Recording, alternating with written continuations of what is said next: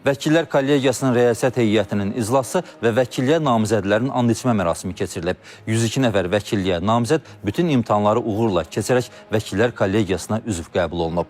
Hər kəsin keyfiyyətli hüquqi yardıma çatımlılığı daha da yaxşı şəkildə təmin olunacaqdır. Bugünkü and içmədən sonra isə ölkəmizdə vəkillərin sayı 2609 nəfərə çatacaqdır. İlk dəfə Azərbaycanda bu sayədə vəkil fəaliyyət göstərəcək. Bu da o deməkdir ki, həm regionlarda, həm də Bakı şəhərində daha çox vəkilimiz insanların qayğısına qalacaq, onlara keyfiyyətli hüquqi yardım göstərəcəklər. Hədəfimiz odur ki,